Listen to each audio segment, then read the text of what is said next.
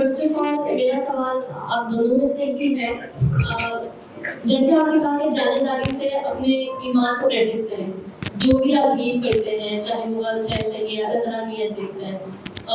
اس میں بٹ ایک بدعت کا فیکٹر بھی آ جاتا ہے کہ لوگ بدعت بھی اپنی سنسیئر انٹینشن سے پریکٹس کر رہے ہوتے ہیں، اور موسٹلی وہ ان مینی کیسز شرک بھی آ جاتا ہے اس میں. تو اس چیز کو اپنی نیت کے پرسپیکٹو میں کیسے لے کر چلیں گے؟ بس اعمال کا دعویٰ نیتوں پر ہے، یہ بھی کہا گیا ہے. دوسری شرک والی بات کلیئر اسلام میں یہ بھی کہی گئی ہے، منزل لذی یشفع عندہ الا باذنہ، کون ہے جو اللہ سے اس کی سفارش کر سکے، کسی کو اجازت نہیں ہے.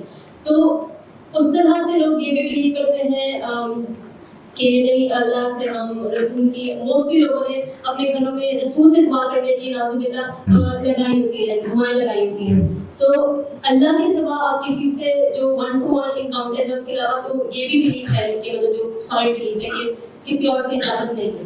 تو لوگ کہتے ہیں کہ ہماری نیت تو ایک ہے لیکن ہم یہ کام کر رہے ہیں، ہم اس مزار پہ جا رہے ہیں، اپنا اپنا پرسنل بلیف ہوتا ہے.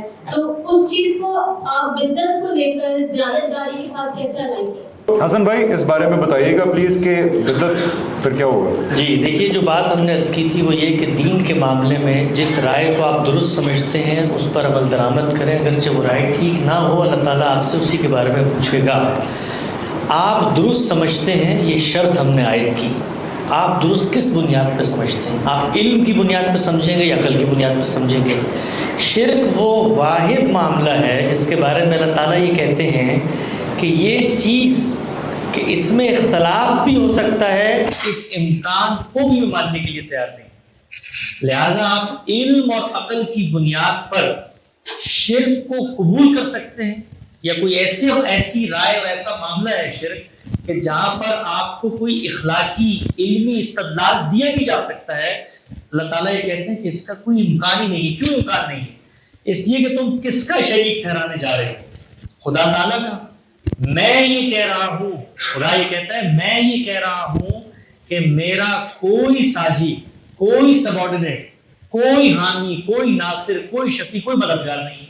جب میں یہ دعویٰ کر رہا ہوں اور میں نے یہ بات تمہاری فطرت میں ڈال دی ہے، جب تم دنیا میں نہیں آئے تھے، تمہارے آنے سے پہلے تمہارے ابو الآباء کی پشت سے میں نے تم تمام کی ارواح کو نکال کر یہ مکالمہ کیا تھا کہ بتاؤ تمہارا رب کون ہے.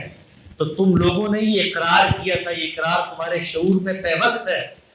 کوئی پیغمبر کی دعوت نہ آئے. قرآن مجید یہ کہتا ہے کہ قیامت کے دن جب کوئی شخص عذر پیش کرے گا کہ ہمیں تو ہمارے بڑوں نے یہ بات بتائی تھی، ہمیں تو ہمارے احبار نے، ہمارے رہبان نے، ہمارے مذہبی پروہت اور فریسیوں نے یہ بات بتائی تھی، تو اللہ تعالیٰ کہتے ہیں کہ بھائی شرک تو ایسی چیز ہے کہ کسی شخص تک پیغمبر کی دعوت نہ بھی پہنچی ہو، کوئی امیزون کی جنگل میں پیدا ہو گیا، وہ بھی یہ عذر میرے سامنے لا کر نہیں رکھ سکتا کہ جی میں نے شرک کر لیا. اس لیے کہ شرک نہ کرنے کے لیے کسی علم کی ضرورت نہیں ہے، شرک کرنے کے لیے آپ کو علم پیدا کرنا ہے.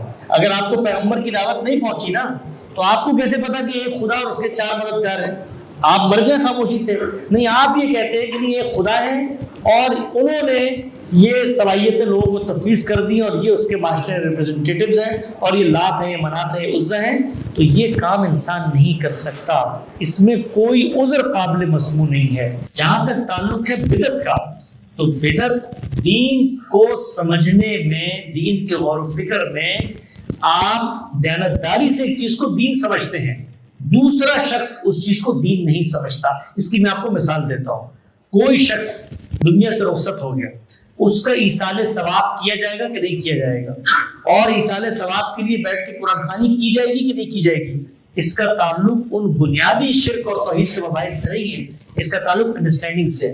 تو میرے نزدیک ممکن ہے یہ بدعت ہو یہ کام کرنا، لیکن آپ ایک غلط انڈرسٹینڈنگ کی بنیاد پر ایک رائے کو اپنا رہے ہیں. اس معاملے میں اختلاف بھی ہو سکتا ہے.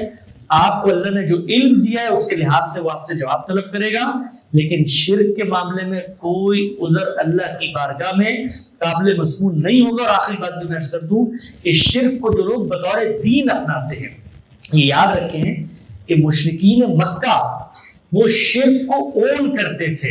وہ کہتے تھے, سورہ زمر میں آیا ہے کہ ما نعبدوہ الا لیقربونا الی اللہ زلفیٰ, ہم شرک کرتے ہیں, ہم اون کرتے ہیں شرک کو, اس لیے کرتے ہیں کہ یہ ہمارے بت ہمیں اللہ کے قریب کر دیتے ہیں. لیکن اہل کتاب وہ بھی شرک کرتے ہیں, قرآن مجید کہتا ہے, لیکن شرک کو اون نہیں کرتے. اور اللہ تعالیٰ نے جو سزا مشرکین مکہ کی متعین کی وہ اہل کتاب کی نہیں کی. تو پھر درجات میں بات آ جاتی ہے کہ کوئی شخص کس طریقے سے شرک کو لے کر چل رہا ہے. میں اس طرف نہیں جانا چاہتا کہ خود مسلمان امت کے اندر بھی بہت سارے لوگ ہیں جو مشرکانہ رسومات ادا کر رہے ہوتے ہیں, لیکن جب آپ ان کو کہیں کہ تم شرک کر رہے ہو وہ کبھی اون نہیں کرتے. تو یہ ایک فرق آ جاتا ہے کہ شرک کو آپ بطور مذہب لے کے چل رہے ہیں, یا میری نظر میں ایک چیز شرک ہے, آپ کی نظر میں وہ چیز شرک نہیں ہے, اور آپ اصلاً شرک کے ساتھ نہیں کھڑے. Absolutely.